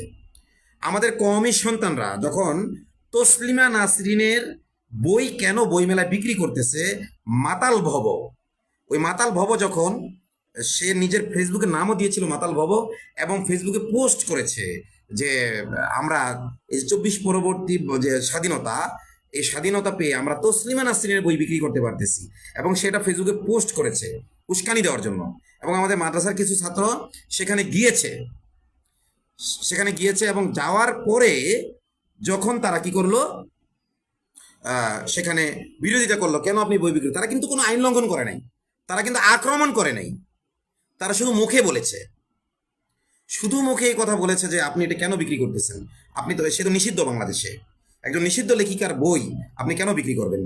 এবং তসলিমাপন্থীরা তো বাংলাদেশকে স্বাধীন করে দেয় নাই। ফ্যাসিস্ট হাসিনা থেকে যে আমরা 24-এর স্বাধীনতা পেয়েছি, তসলিমা পক্ষ করে নাই, বরং তসলিমা পক্ষ তার বিরোধিতা করেছে, বামপন্থীরা তার বিরোধিতা করেছে, হিন্দুত্ববাদীরা তার বিরোধিতা করেছে, ইসলাম বিদ্বেষীরা তো এটার বিরোধিতা করেছে। আপনি এই বই কেন বিক্রি করছেন? তখন সে জয় বাংলা বলে স্লোগান দিয়েছিল, আওয়ামী স্লোগান দিয়েছিল। তখন মাদ্রাসার ছাত্ররা এই জয় বাংলা স্লোগানের বিরুদ্ধে নারায় তাকবীর আল্লাহু আকবার স্লোগান দিয়েছে, এবং মাতাল ভব মাদ্রাসার ছাত্রদের উপর আক্রমণ করেছিল শারীরিকভাবে। মাদ্রাসা ছাত্র কিন্তু আক্রমণ করে নাই। তখন এই গোষ্ঠী, এই কথিত ইসলামপন্থী গোষ্ঠী, একেবারে তাদের সব সেলিব্রিটিরা মবক্রেসি ভালো ফল বই আনবে না এবং মাদ্রাসারই ছাত্রদেরকে মব বলেছিল। তখন কিন্তু সেখানে আতাউর রহমান বিক্রমপুরী যায় নাই, সাধারণ কওমি সন্তানরা গিয়েছিল। এটা কেন করেছিল তারা? কারণ আইএসআই চায় যে মুসলিম জাতীয়তাবাদের কথা বলে যারা মানে আমেরিকা এবং পাকিস্তানের মানে স্বার্থ রক্ষা করতে চায় বাংলাদেশে, আমেরিকা এবং পাকিস্তানের দাস যারা, তা ইসলামপন্থী হিসেবে একমাত্র তারাই প্রতিষ্ঠিত থাকুক, অন্য কেউ না থাকুক। এই কারণে শুরু থেকেই যখন কওমিপন্থী কেউ আমরা অন্যায়ের প্রতিবাদ করতে গিয়েছি, সেখানে আমাদের যে মূল মানে ভালো, মানে আমাদের প্রত্যেকটা জিনিসের ভালো মন্দ দুইটা দিক থাকে, আমাদের ভালো দিকটাকে উপস্থাপন না করে সব সময় আমাদেরকে আন্ডারমাইন করে রাখার চেষ্টা করা হয়েছে। কেন? এই প্রপাগান্ডা করলে আমরা জনগণের পাশে আর দাঁড়াবো না, আর আমরা জনগণের পাশে যখন দাঁড়াবো না, তখন জনগণের পাশে তারা দাঁড়াবে, তারাই জাতির কাছে হিরো হবে। আমরা যেন জাতির সুখে দুঃখে তাদের পাশে দাঁড়াতে না পারি, আমরা যেমন আগে মসজিদ মাদ্রাসার ভিতরে ছিলাম, আমরা যেন ওইভাবে গুটিয়ে যাই। আমরা কওমি ওলামা একরাম এবং কওমিপন্থী যে ছাত্র জনতা আছে, তারা যেন বিপ্লবী হয়ে না ওঠে। বিপ্লবী হলে তাদের সমস্যা, কারণ আমেরিকার স্বার্থ রক্ষা করতে হইলে, পাকিস্তানের স্বার্থ রক্ষা করতে হইলে এখানে ওই ফান্ডামেন্টাল মুসলিমদের বিরুদ্ধে এবং ট্রাডিশনাল মুসলিমদের বিরুদ্ধে মডার্ন। তো আমি যেটা বলছিলাম, বারবার নেটওয়ার্ক ডিস্টার্ব হচ্ছে, এই জন্য আন্তরিকভাবে দুঃখিত, অনেক কথা স্কিপ হয়ে গেছে, এই জন্য হয়তো কিছু কথা রিপিট। তো আপনারা বিরক্ত হচ্ছেন নেটওয়ার্ক সমস্যার কারণে। তো যাই হোক, তো এখন এই আইএসআই এর এজেন্ট হিসেবে যারা বাংলাদেশে রাজনীতি করে, তারা চাচ্ছে কওমি ওলামা একরাম এবং কওমি ওলামাদের সাথে সম্পর্ক রাখে যে সকল বিপ্লবী তৌহিদি জনতা, তাদেরকে বিতর্কিত করতে, এবং 24 পরবর্তী সময় থেকেই এটা শুরু হয়েছে। আমি আমার ব্যক্তিগত আমি আমার ব্যক্তিগত অভিজ্ঞতা যদি শেয়ার করি, যশোরে আমার একটা মাদ্রাসা ছিল। যশোরে আমার একটি মাদ্রাসা ছিল। সেই মাদ্রাসায় আপনার এই দলের যে সকল এজেন্টরা আছে, এরা তাওহিদপন্থী সেজে আমাকে তারা জমি দেয়, কিন্তু বিভিন্ন গরিমসি করে জমি অফ করে না। সেখানে আমি প্রতিষ্ঠান করি, সব করি। এবং ওই সময় আওয়ামী লীগের বিরুদ্ধে জামাতের লোকজন কথা বলতে পারতো না। আমি নামটা নিতে চাচ্ছি না, মানে তারা থাকতো আওয়ামী লীগের নেতাদের লুঙ্গির নিচে। তখন আমি একটা ভয়েস ছিলাম, আওয়ামী লীগের বিরুদ্ধে আমি কথা বলতাম, ফ্যাসিস্ট শাসনের বিরুদ্ধে আমি কথা বলতাম। তখন আমি খুব ভালো ছিলাম তাদের কাছে। এবং তারা গণতন্ত্রের বিরুদ্ধে এবং আমাদের এই বিপ্লবী চেতনা তারা ধারণ করেছে, এরকম একটা ভাব দেখাইতো। 24-এর পরবর্তীতে যখন আবার গণতন্ত্রের সুবাতাস তারা দেখেছে, তারা আবার তাদের দলে সক্রিয় হয়েছে এবং বিভিন্ন কৌশলে আমার থেকে মাদ্রাসা ছিনিয়ে নিয়েছে। আর আমিও তাদের সাথে নোংরামি করে ওখানে থাকার চেষ্টা করিনি। আমি চেয়েছিলাম সম্মানজনক বিদায়। তারা আমাকে অসম্মান করে বিদায় দিতে চেয়েছে, কিন্তু শেষ পর্যন্ত তারা সক্ষম হয় নাই। সম্মানজনক বিদায় দিতে তারা বাধ্য হয়েছে। আমি জনগণের সামনে সম্মানজনকভাবে আলহামদুলিল্লাহ বিদায় নিয়ে এসেছি। তো এভাবে প্রত্যেকটা জায়গায় যারাই একটু বিপ্লবী আছে আমাদের, তাদেরকেই তারা আন্ডারমাইন করতে চেয়েছে, যে 24-এর পরে ইসলাম পন্থার একমাত্র ভয়েস যেন তারা হয়। আবার তাদের এটার প্রতিক্রিয়া স্বরূপ আমাদের কওমিপন্থী কিছু দলও অতি চাটাচাটি করেছে ক্ষমতাসীনদের, এবং এখনো করছে। তাদের কাউন্টার দিতে গিয়ে আমাদের কওমিপন্থী কিছু দলও অতি চাটাচাটি শুরু করেছে। এটাও ক্ষতিকর। আমাদের মধ্যপন্থা অবলম্বন করতে হবে। আমি তাদেরকে অবুঝ মনে করি যে এরা যে আইএসআর এজেন্ট, নিজেরাও এরা হয়তো বোঝে না। কারণ ওই যে যেই যুবকের কথা আমি বললাম, যে ছেলেটার কথা আমি বললাম, আমার কাছে মনে হয় যে সে ছেলেটাও বোঝে না, কিন্তু সে যে তাদের দ্বারা পরিচালিত, এটার 100% প্রমাণ আমার কাছে আছে। ঠিক আছে, সব কিছু যদি কখনো সময় হয় তখন দেখা যাবে। তো আমি যেটা আসলে বলতেছি যে 24-এর পর থেকেই কওমিপন্থীদেরকে মব বলেছে তারা। তো আমি বলতে চাই, আমাকে বানিয়েছে তারা মব স্টার, এবং আমাদের কওমি ওলামা একরামের ভিতরেই তারা ভয় ঢুকিয়ে দিয়েছে। আমি যেখানে যাই, যে আলেমের কাছে যাই, তার প্রতি তারা ভয় ঢুকিয়ে দেয়। আমার কোনো মুরব্বীদের কাছে গেলে তারা তাদেরকে ভয় ঢুকিয়ে দেয়। পরে আমি সূত্রটা খুঁজি, তো সূত্রটা খুঁজে দেখি তারা কওমিদের বিরুদ্ধে ভিতরে ওই আইএসের সুপার এজেন্ট, ওদের এজেন্ট। এবং যেহেতু আমাদের কওমির একটি গুরুত্বপূর্ণ অংশ তাদের সাথে জোট করেছে, এই জোট করার সুবাদে বিভিন্ন মাদ্রাসায়ও তাদের এজেন্ট তৈরি হয়ে গেছে। তো এই এজেন্টরা কি করতেছে?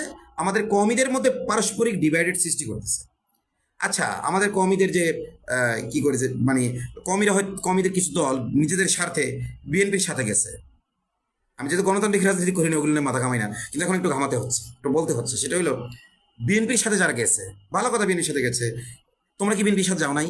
তোমরা আওয়ামী লীগের সাথে যাও নাই? ও, তোমরা যখন আওয়ামী লীগের সাথে যাও তখন ওইটা ভূ রাজনীতি। তোমরা যখন বিএনপির সাথে যাও তখন ওটা ভূ রাজনীতি। তোমরা যখন জাতীয় পার্টির সাথে যাও তখন এটা ভূ রাজনীতি। এখন কওমির তোমাদের স্বার্থে গেলে সব এটা ভূ রাজনীতি হয়, এটা দেশের স্বার্থে হয়, এটা জনগণের কল্যাণে হয়। আর কওমিরা যদি নিজেদের স্বার্থে, বুঝলাম যে জাতির সাথে না, নিজের সাথে যায়, তখন তারা হয়ে যায় দালাল। ভাই, এটা কেন?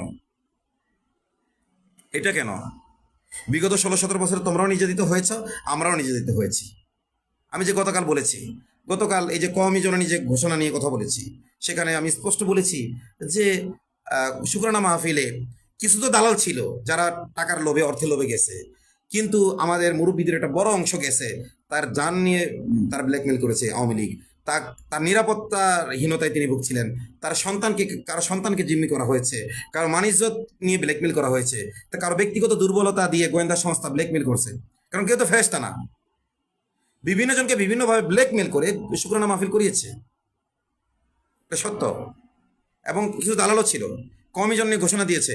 জুনায়েদ বাবুনগরী এটা বিরোধিতা করেছেন। বর্তমান আমির মহিবুল্লাহ বাবুনগরী তৎকালীন হেফাজতের গুরুত্বপূর্ণ পদ থেকে তিনি পদত্যাগ করেছিলেন, এবং আমরা এটা প্রতিবাদ করেছি। এবং সেই মৌলবীকে আমরা বাইতুল মোকাররম থেকে তাড়িয়ে দিয়েছি। সে দ্বিতীয়বার যখন আবার বাইতুল মোকাররমে এসে অপমানজনকভাবে তাকে আমরা বাইতুল মোকাররম থেকে তাড়িয়ে দিয়েছি। তাকে তো আমরা, মানে তারপরেও আমরা যতটুকু সাধ্যের মধ্যে আছে ততটুকু বয়কট করেছি, সম্পূর্ণ করতে পারি নাই। সে একটা বোর্ডের প্রধান, হায়াতুল্লাহর একটা বোর্ডের প্রধান, এবং বিভিন্ন তারা অনেক শিকড় বাকর আছে। আমাদের যেটা সামর্থ্য নাই, রাষ্ট্র ক্ষমতা আমরা গেলে আমরা পুরোপুরি তাদেরকে বয়কট করতে পারতাম, শতভাগ বয়কট করতে পারি নাই, কারণ আমাদের হাতে ক্ষমতা নাই, পাওয়ার নাই। কিন্তু তোমরা কি করেছ? তোমাদের আমির হামজা সাহেব হাসিনাকে 16 কোটি মানুষের জননী বলেছে। আমাদের রুহুল আমিন সাহেব বলেছে কি? রুহুল আমিন সাহেব বলেছেন তো কমই জননী বলেছেন, কিন্তু তোমাদের আমির হামজা সাহেব বলে 16 কোটি মানুষের জননী, এবং বলেছে 16 কোটি মানুষের জননী শেখ হাসিনা ডিজিটাল বাংলাদেশের সাথে যারা একমত হবে না তারা কাফের, তাদের কাফের বলেছেন, কোরআন বিরোধী বলেছেন, কোরআনের আয়াত দিয়ে জাতিকে বিভ্রান্ত করেছেন আমির হামজা সাহেব। তো যিনি যারা কমই জননী বললো তারা দালাল, যারা 16 কোটি মানুষের জননী বললো, যারা বলল যে হাসিনা ডিজিটাল বাংলাদেশের সাথে একাত্মতা পোষণ করে হাসিনা লুটপাটে যারা সহযোগিতা করবে না তারা কোরআন বিরোধী। কারণ 16-17 বছর হাসিনা কি করেছে? ডিজিটাল বাংলাদেশের নামে লুটপাট করেছে, তো তারা হয়ে গেছে কোরআন বিরোধী। তো এই জন্য যদি আমাদের কওমিদের মধ্যে কিছু লোক দালালি করে থাকে, তোমাদের মধ্যেও দালালি করেছে। যদি আমাদের কওমিরা হাসিনার পকেটে তার ছায়ার নিচে কিছু লোক গিয়ে থাকে, তো তোমাদের বড় একটা অংশও গিয়েছে। তো তোমরা যখন করো, আবার তোমাদের গুপ্ত বললেও তো তোমরা রাগ করো, তোমাদেরকে তো গুপ্ত বলা হয়। এখন ওইটাকে তোমরা বানাইছো ওইটা একটা রাজনীতির অংশ, কিন্তু কওমিরা যদি নিজেদের স্বার্থে হাসিনায় কওমি জননী ঘোষণা দিয়ে থাকে, তো সেটা হয়ে যায় হলো দালালি। মানে তোমরা করলে ভাই সেটা হইলো মেধাবী, তোমরা করলে হও মেধাবী, আমরা করলে হই দালালি। বা এটা কোন কোন রাজনীতি? তো যাই হোক, একদম আমি স্পষ্টভাবে বলতে চাই বাংলাদেশের জনগণকে এবং কওমির ওলামা ইকরামকে, আজকের লাইভটা খুব মানে আমি সাজাই গুছায় কথা বলতে পারি নাই, আমি কিছু এলোমেলোভাবে কথা বলেছি, আপনারা বোঝার চেষ্টা করবেন কথাগুলো। এবং বটবাহিনী আমার কথা বিশ্বাস করবেন, আমি জানি ওদের বিশ্বাস করার দরকার নেই। যারা আমাকে বিশ্বাস করেন, আমি অল্লাহি বিল্লাহি তাল্লাহি বলছি, আমি একটা কথাও মিথ্যা বলিনি এখানে। যে আইএসআই যে কিভাবে লেগে গেছে বাংলাদেশের পিছনে, একটা কথাও আমি মিথ্যা বলিনি। আমি যদি এখন প্রকাশ্যে ডকুমেন্ট দিতে চাই, ঠিক আছে, তো এখানে অনেকের নিরাপত্তার বিষয় আছে, তো সেটা তো আমি পারতেছি না। কিন্তু যারা আমাকে বিশ্বাস করেন, আমি জীবনের উপর রিস্ক নিয়ে কথাগুলো আপনাদের সামনে শেয়ার করলাম, কিভাবে মূল্যায়ন করবেন আপনাদের ব্যাপার। যারাই এই মুহূর্তে কওমি ওলামা ইকরামের পিছনে লেগেছে, বিপ্লবী তৌহিদি জনতার বিরুদ্ধে লেগেছে, এবং এরা এখন লাগে নাই, 24 পরবর্তী সময় যখন ইউনূসের শাসন ছিল তখন আরো বেশি লেগেছে, এবং আমার পিছনে তারা লেগেছিল। এবং আপনারা দেখবেন আমাকে জেলে নেওয়ার পিছনে এদের বড় একটা অংশ ছিল। হ্যাঁ, এদের তৃণমূল আবার আমার পক্ষে ছিল, যে আমার যে বিপ্লবী চেতনারা দেখেছে এদের তৃণমূল আমার পক্ষে ছিল, কিন্তু এদের বড় বড় সেলিব্রিটিরা কিন্তু আমার বিপক্ষে জনমত তৈরি করেছিল ইউনূসের সময়, যে আমি হলো মব স্টার। আচ্ছা, তারা তো মানে ছাত্র দল এবং শিবির সরাসরি যখন মারামারি করে কামড়াকামড়ি করে, এটা মব হয় না। আর আমরা শুধু কথা বলি। আমি বিভিন্ন থানায় গিয়েছি, আমি তো আইনের বাইরে কিছু করি নাই। এই যে দেখেন ফাতাহ কমব্যাট সিস্টেম, আমার খুব আশঙ্কা হচ্ছে যে এই ফাতাহ কমব্যাট সিস্টেমকেও র কিংবা আইএসআই ব্যবহার করছে কিনা। এটা প্রশাসনের উচিত ভালোভাবে বিষয়টা তদন্ত করা। এই ফাতাহ কমব্যাট সিস্টেম প্রকাশ্য তাদের অ্যাক্টিভিটি ছিল, তারা জানিয়েছে যে আমরা রাষ্ট্রবিরোধী কিছু করছি না, আইন বিরোধী কিছু করছি না। তো অ্যাজ এ নাগরিক, একজন জনগণ হিসেবে আমি একটা ফেসবুক পোস্ট দিয়েছি যে যদি সে তো দুপুরবেলায় ওখানে গেছে, সে তো রাতের বেলায় যায় নাই, সকালে যায় নাই, সে দুপুরবেলা গেছে, এবং আমি বলেছি তারপরে গেছে। তো এজারে উল্লেখ করা হলো যে সকালে গেছে, এই মিথ্যাচার কেন? তো প্রশাসনের মিথ্যাচারের বিরুদ্ধে কথা বলেছি, এবং বলেছি তাদের যদি কোনো কিছুর সাথে সম্পৃক্ততা থাকে সেটা প্রকাশ্যে আনা হোক। আমার প্রথম পোস্টেই কিন্তু আমি স্পষ্ট বলেছি যে তাদের যদি কোনো সমস্যা থাকে সেটা প্রকাশ্যে আনা হোক। এবং সেটা যখন প্রকাশ্যে এসেছে, প্রকাশ্যে আসার পরে কি আমরা তাদের পক্ষ নিয়েছি? নেই নাই। তো একজন বাংলাদেশের নাগরিক হিসেবে আরেকজন নাগরিকের প্রতি যতক্ষণ পর্যন্ত তার কোনো অপরাধ আমরা পাবো না, এবং যখন দেখবো প্রশাসন তার নামে মিথ্যা এজাহার লিখছে, তার পাশে আমরা তো একজন নাগরিক হিসেবে আরেকজন নাগরিকের পাশে দাঁড়ানো, যদি দেখি যে তিনি তার কোনো অপরাধ প্রমাণিত হয় নাই, এবং যদি মনে হয় বাহ্যিক অবস্থা দেখে যে তার উপর জুলুম হচ্ছে, তাহলে তার পাশে দাঁড়াবো। মহিবুল্লার পাশে আমরা দাঁড়িয়েছিলাম, কেন দাঁড়িয়েছিলাম? আমি তো আসামনির জন্য গিয়েছিলাম গাজীপুরে, পরে যখন তার পরিবার, তার ছেলে হাউমা করে কান্নাকাটি শুরু করেছে, আমি লাইভ করে দেখিয়েছি, কাঁদতেছে, কান্নাকাটি শুরু করেছে। চিঠি ইসকনের পক্ষ থেকে চিঠি দেখিয়েছে, ইসকনের বিরুদ্ধে তার বাবার বক্তব্য দেখিয়েছে, এবং তার বাপ মিসিং, তার ফোন বন্ধ, এবং প্রশাসন জিডি নেয়নি। আমরা ওই সময় থানায় কেন গেছি? প্রশাসন জিডি নেয়নি। আমি চ্যালেঞ্জ করলাম যে প্রশাসন জিডি কেন নেয়নি? আপনারা দেখেন না, যদি মহিবুল্লার জিডিটা নিত প্রশাসন, তাহলে তো বুঝতাম যে প্রশাসনের সদিচ্ছা আছে, আমাদের প্রশাসন কাজ করবে। আমরা ওই সময় মহিবুল্লার পক্ষে কেন নেমেছিলাম? প্রশাসন জিডি নেয়নি, তাই এটাও আমি মনে করি এটা কৌশলের অংশ কিনা।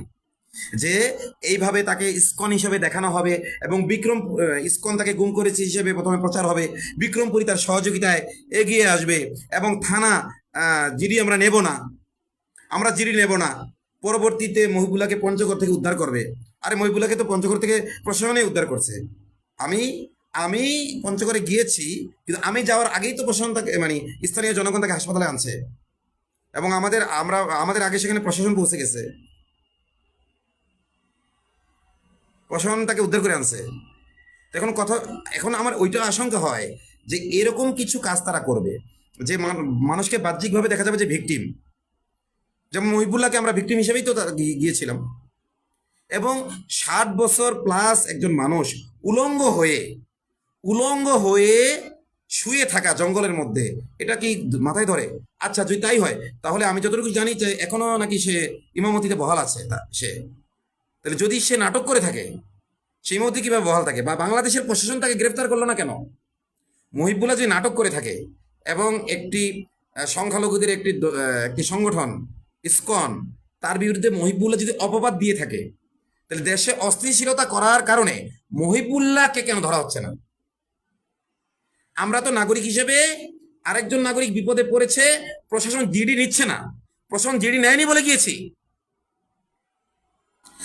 আচ্ছা, এই যে দুই একটা বিতর্কিত বিষয়কে নিয়ে এই বট বাহিনী যেভাবে আমাদেরকে বিতর্কিত করে, আমি আপনাদেরকে প্রশ্ন করতে চাই, আমাদের যে ভালো কাজগুলো আছে ওইগুলোর সমর্থন তো তারা করে না। আমি আবারও বলছি, এদের মধ্যে যারা তৃণমূলে আছে, যারা ইসলামকে ভালোবাসে, আলেম ওলামাকে ভালোবাসে, তারা আমার মুক্তির জন্য আওয়াজ তুলেছে, তাদেরকে আমি ধন্যবাদ জানাই, তাদেরকে আমি জাযাক আল্লাহ বলছি, তাদেরকে আল্লাহ উত্তম বিনিময় দান করুক। এবং এটা এটা খোটা দেওয়া যাবে না আমাদেরকে। খোটা দিলে আমরা বলবো শৈবাল দিঘিরে বলে উচ্চ করি শির, লিখে রেখো এক ফোঁটা দিলেম শিশির।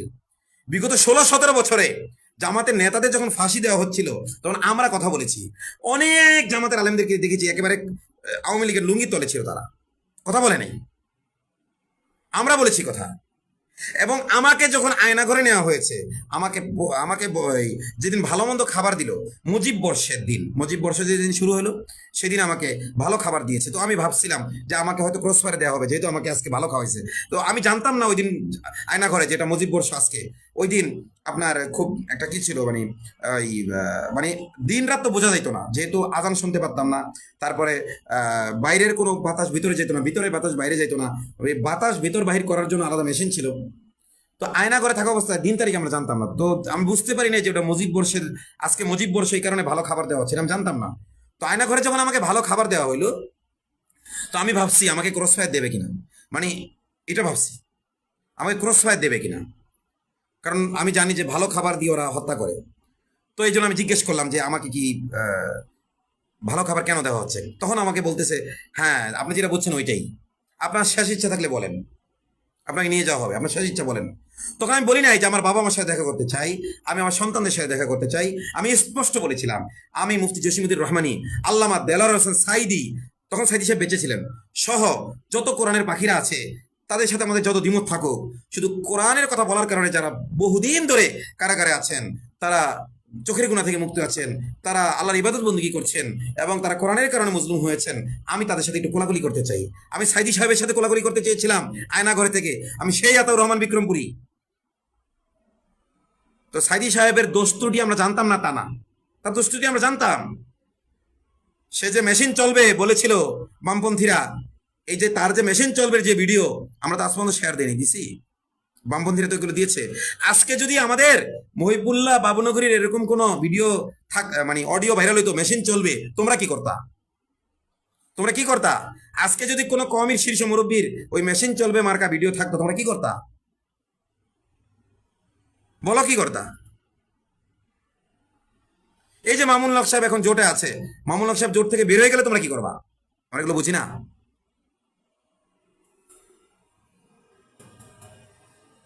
তিনি তো জুলাইয়ের পক্ষে থাকার জন্য, জুলাই যেন কোনো একক শক্তি কুক্ষিগত করতে না পারে, তিনি তো চাইলে পারতেন বিএনপিতে যে অনেকগুলো সিট নিতে, অফার তো পেয়েছিলেন তিনি, কিন্তু নেন নাই এটা।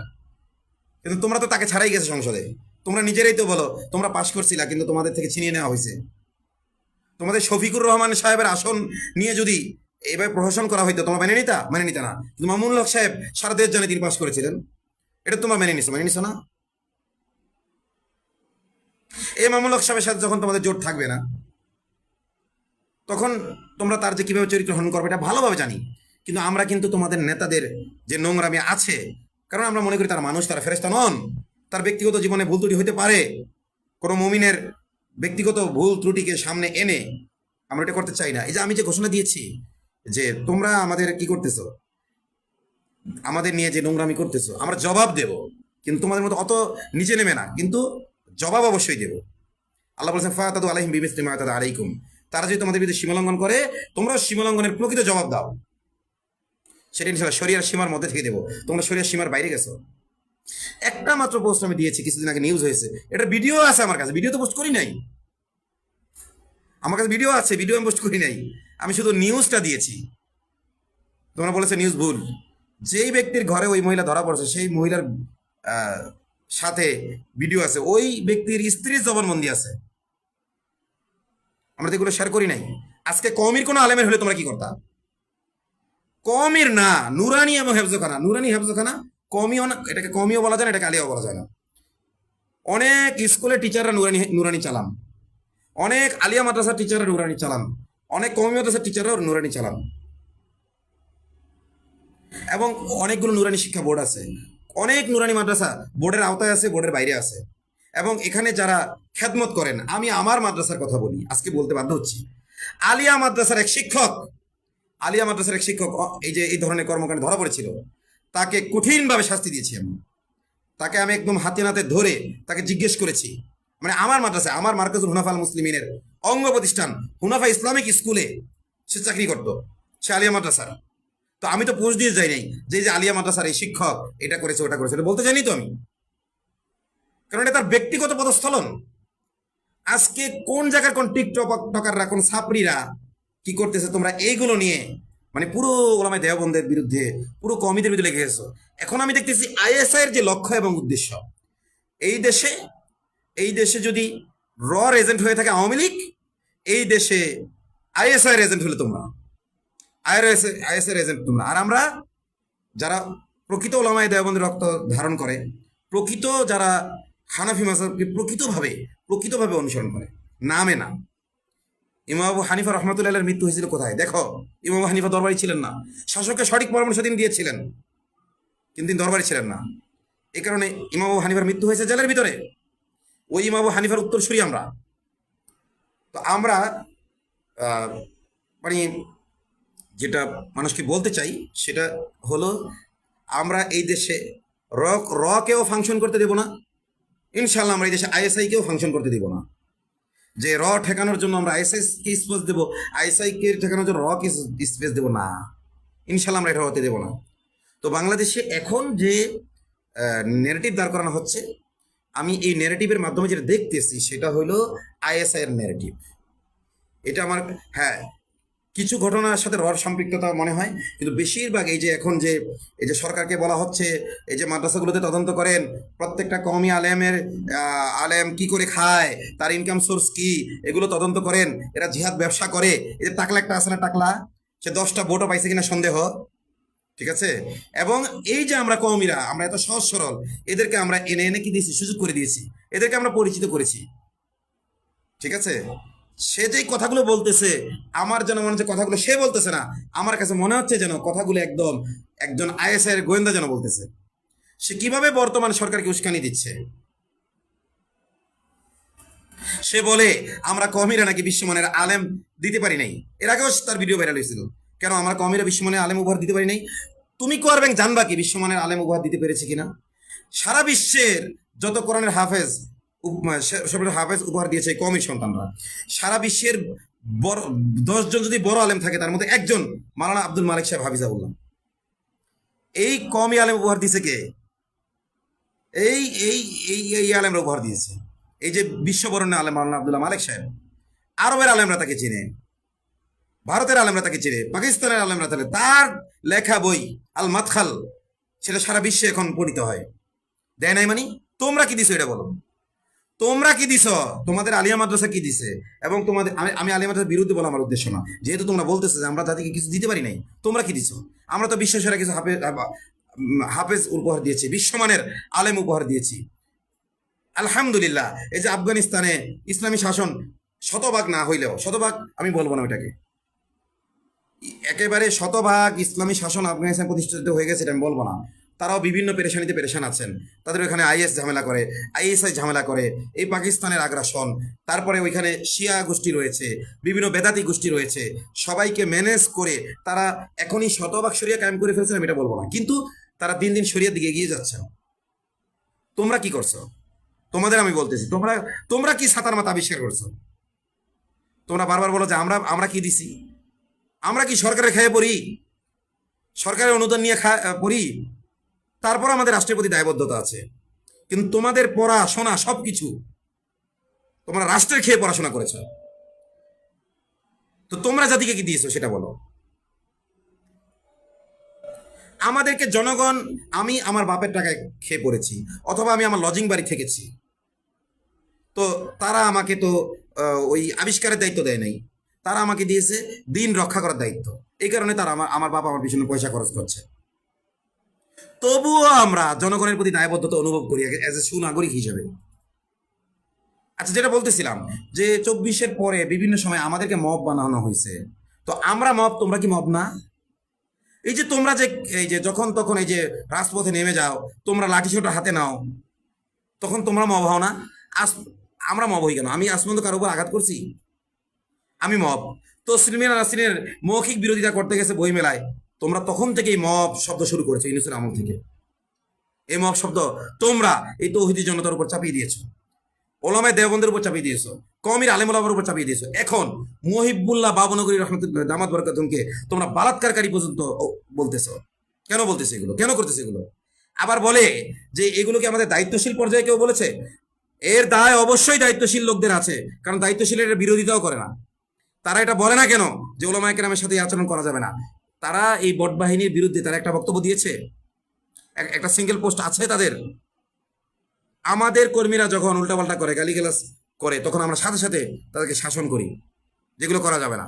কই, তাদের তো দায়িত্বশীল পর্যায়ে এই যে মাওলানা মহিবুল্লাহ, আমার ফেসবুক পোস্টের কমেন্টে, এটা কি মাওলানা মহিবুল্লাহ বাবনগরীর ফেসবুক পেজ, এখানে এসে মাওলানা মহিবুল্লাহ বাবনগরীকে মানে স্ক্রিনশট দিয়ে ভরে ফেলছে, মানে নোংরা নোংরা এআই দিয়া বানাইয়া। কেন এগুলো? কেন এই চরিত্র হনন? এগুলো আল্লাহ দেখতেছে। তোমাদের বাংলাদেশে সবচাইতে দলান্ধ দল যদি থাকে হতে থাকে তোমরা, এই যে বলো যে কমিদের মধ্যে এত দল, আমাদের মধ্যে দল নাই কেন? তোমাদের মধ্যে দল থাকবে না তো? তোমাদের মাথার মধ্যে গিলেও নাই, চিন্তা করার কোনো কিছু নাই। তো ওই দলের নেতা যেটা বলে সেটা। আর ওলামায়ে দেওবন্দ তো তার বাপও যদি কোরআন হাদিস বিরোধী কথা বলে সেটা বিরোধিতা করে, এই জন্য আমাদের মধ্যে দল। আর তোমরা যেহেতু তোমরা আসবিয়াতের চর্চা করো, তোমাদের যেহেতু মানে দলের নেতা যত বড় কুফরি কথাই বলুক, রোজা আর পূজা এক বলুক, আর যত কিছুই বলুক,